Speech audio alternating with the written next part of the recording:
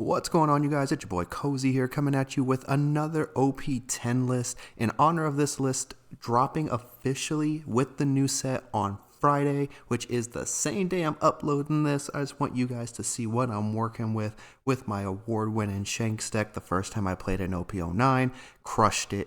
OP10, crushing it again. And I want to share this list out to you guys. A little bit of flavor text, some options you could probably tech in or make some changes to the ratios. And so without further ado, we're going to start with the 2Ks and then work our way up into the character list, followed by the events. So let's go ahead and take a look at this list. Roll them credits.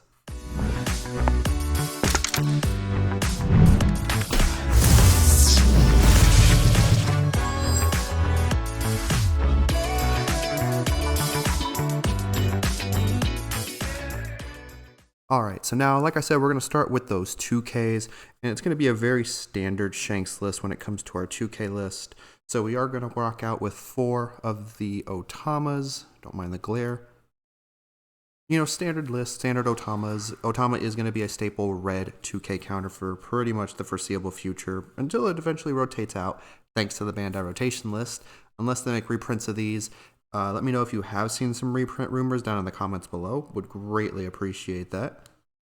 In addition to 4 Otama, we're going to run 4 of the Tony Chopper blocker that just comes out in the new set, OP10. He's really, really strong. It's a 4 cost for a 6K blocker on your opponent's turn. With leader effect, it's going to really handle any 6K, no problem whatsoever. 7K with a counter, which they're never going to have by the turn 4 play in most deck situations. Now this is kind of where I'm iffy on my splits and ratios right now. I'm running 3 Hongo and 3 Lime Juice in the list. Honestly, I think the Lime Juice is really, really great when it comes to like minusing power and things like that for like bigger blockers. So the Queens, the Sabos, the Lucky Roos as an example. And it gets rid of any of the 2K counter blocker or 2K power blockers.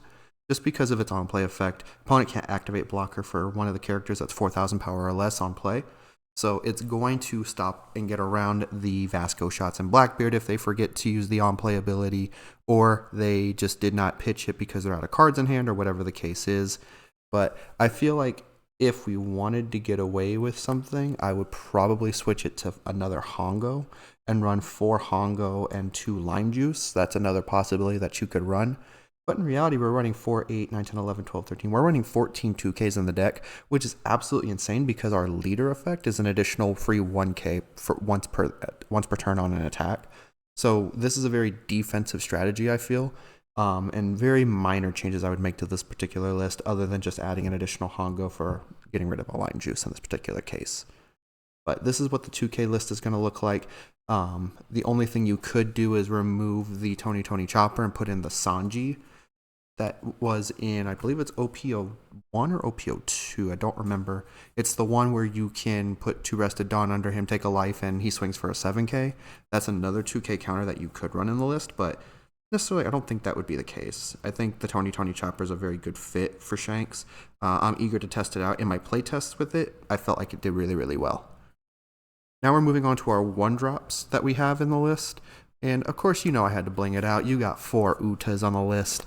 Great card to search for top 5. Find a red hair pirate and just roll with it. There's a lot of searchable red hair pirates in this deck. I believe out of the entire list, 2, 3, 4, 5, 6, 7, 8, 9, 10, 11, 12, 13, minus the 2Ks. So like 13 and what? 13, 14, 15, 16, 17, 18, 20, 21 cards are not searchable. Technically, Uta also is not searchable, so like half the deck isn't searchable, but the odds of you whiffing and never finding something is very, very low, and this card just adds super hyper consistency to the list. In addition to that, we run 2 Building Snakes in this list. I think it's a really great card to run because 1, it's searchable with Uta, and 2, it allows you to bottom deck itself so he doesn't get targeted very, very easily. And you give something minus 3,000 power, which sets you up for other, combos in the play or whatever the case is, especially if you're going on the odd curve. This thing destroys on the odd curve that I have kind of found. So outside of the 1-drops, we then move on to what our next set of drops would be, which in this case is just going to be 3 copies of our favorite lovable ham-eaten fool. That's going to be 3 copies of the Lucky Roo blocker. Just on KO, if your leader's a red hair pirate, you KO something with a base power of 6,000 or less. Regardless of how much you buff or debuff anything, it's based on what the card actually says on it. If it has a base of 6,000 or less, pop it.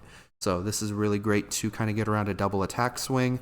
So you could get rid of like a Zoro Juro if you're playing into red purple Luffy. You can get rid of pretty much anything early game. It just has a really, really strong removal game. And I'm super, super happy to have Lucky Roo on the list here. 4 I feel like would be a little excessive. I like him at 3, just that way if I see him, I see him. If not, it's okay.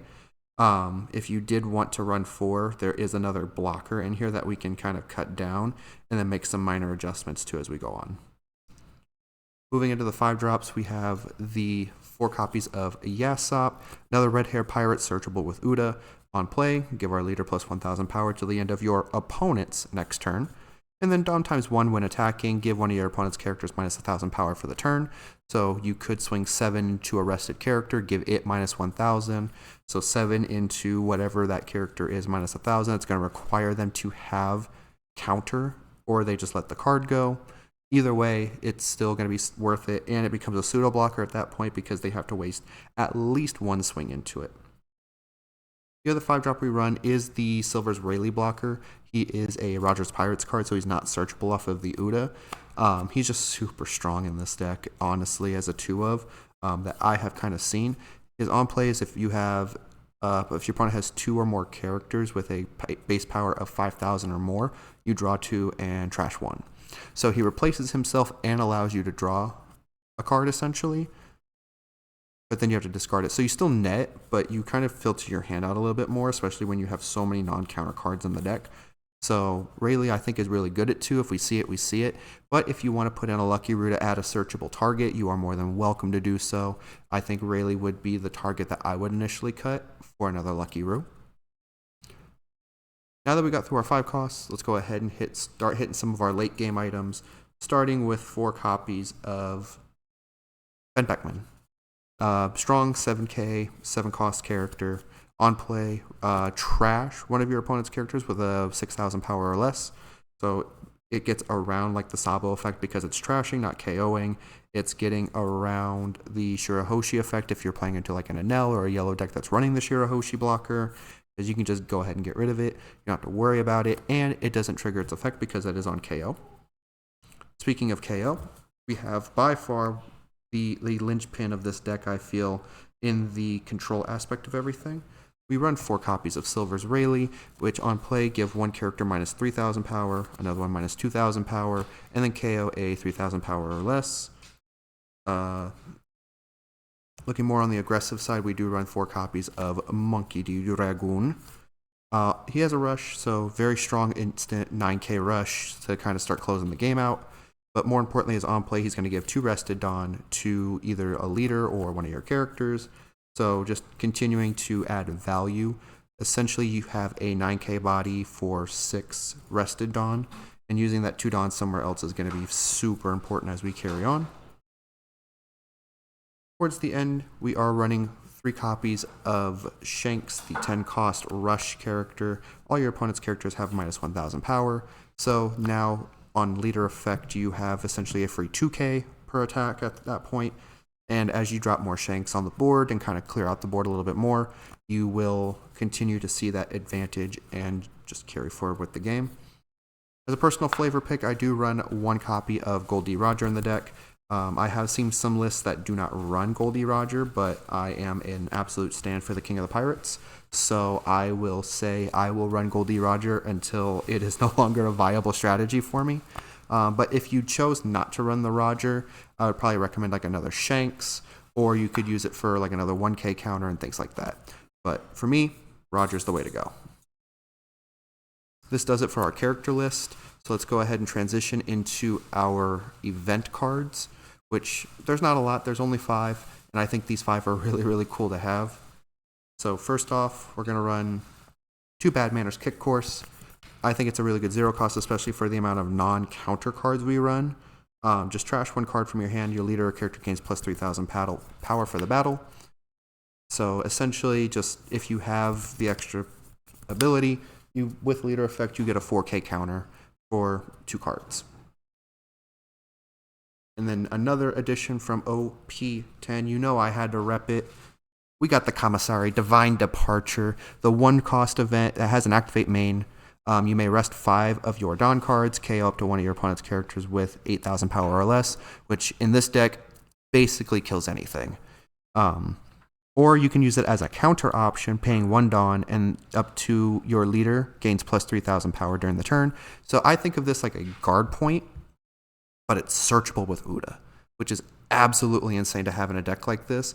And you have the option to rest 6 and KO pretty much anything on board, especially if you have like Building Snake Otama. Yeah, it's over. Building Snake's going to put it down minus 3,000. Otama puts it down minus 2,000.